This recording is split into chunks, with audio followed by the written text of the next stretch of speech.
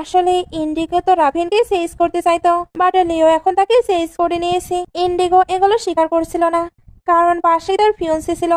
তার তো এগুলো শুনে খারাপ লাগছিল।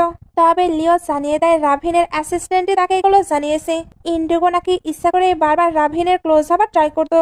ইন্ডিগোর ফিয়ন্সি এগুলো শুনে আপসেট হয়ে চলে যায়। ড্যাড এবার ইন্ডিগোকে মেস ক্রিয়েট করতে নিষেধ করে, কারণ ওই ফ্যামিলি যদি একবার রেগে যায় তাহলে তাদেরই প্রবলেম। ইন্ডিগো এবার বলে আমি আমার জায়গায় ভালোভাবে জানি। সে এবার ভালো ফিল করছে না বলে ওইখান থেকে চলে যায়। ড্যাড এবার লিওকে নিয়ে স্টাডি রুমে আসে। দুজন এখানে তাদের শেয়ার নিয়ে ডিসকাশন করে। এখন লিওর পাশে রাভিন আছে, তাই সে এখন ইন্ডিগোকে শুধু 10% শেয়ারই দিতে চায়। ড্যাড বলে সে এত বছর হলো কোম্পানির জন্য কাজ করছে, বা তুমি কোনো কিছুই করনি, এরপরেও তুমি বেশি শেয়ারের ডিমান্ড করছো। লিও তখন বলে অফকোর্স, আমার গ্র্যান্ডমা যে প্রপার্টি আমাকে দিয়ে গেছে ওইটার প্রাইস কত আপনি নিশ্চয়ই জানেন। আপনি আমার সঙ্গে বেড ধরতে পারেন। রাভিন যদি আমার হয়ে যায় তাহলে শেয়ারগুলো আমার, আর যদি রাভিন আমার না হয় তাহলে ওই প্রপার্টিটি আপনার। ড্যাড এটা শুনেই ভাবনায় পড়ে যায়। লিও তখন কিছু জিনিস দেখতে থাকে, এগুলো রাভিনের পছন্দ ছিল। ড্যাড তাকে ওইগুলো নিতে নিষেধ করছিল। লিও তখন আবারও বিজনেস নিয়ে কথা বলে। ড্যাড এবার তার শর্তে রাজি হয়। লিও তখন ওই জিনিসগুলো নিয়ে চলে যায়। বাইরে এসে ইন্ডিগোকে দেখতে পায়। এতে এসে ভাবতে থাকে আজকে শুধু শেয়ার নিয়েছি, এরপরে আস্তে আস্তে তোমার সকল জিনিসই নিয়ে নেব। আসলে ইন্ডিগো এই ফ্যামিলির অ্যাডপ্টেড ডটার ছিল, বাট এরপরেও সে সবকিছুই নিজের করে নিয়েছে।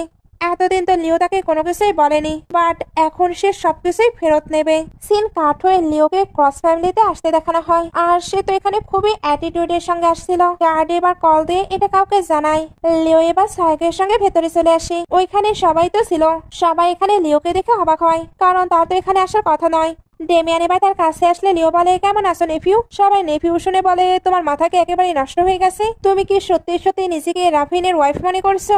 গ্রে এবার উঠে বলে আমরা অলরেডি ম্যারিড, তাই আমাদের ডিস্টার্ব দেওয়া বন্ধ করো। লিও তখন বলে তুমি সবসময় বেশি বেশি ভাবো, কে বলেছে আমি তোমাদের জন্য এসেছি। তবে এদের তো মনে হচ্ছিল লিও তাদের জন্য এসেছে, এই জন্য তার সঙ্গে আর্গুমেন্ট করতে থাকে। লিও এতে বিরক্ত হয়ে ডেমিয়ানকে স্লাপ মেরে দেয়। তারপর বলে আমি তোমার আন্টি, আর তোমার আন্টি একজনকেই ভালোবাসে, সেটা হলো তোমার আঙ্কেল। ডেমিয়ান এটা শুনতে বলে তুমি কি মনে করছো আমি তোমায় হিট করতে পারবো না। লিও তখন বলে পারবে তো, বাট ইল্ডারদের ডিসরেসপেক্ট করা কি ঠিক হবে। সে এবার তার ম্যারেজ সার্টিফিকেট সকলের সামনে শো করে, বাট কেউই এটা বিলিভ করে না। ওরও তাকে নিয়ে আজে বাজে কথা বলছিল, বিশেষ করে গ্রে।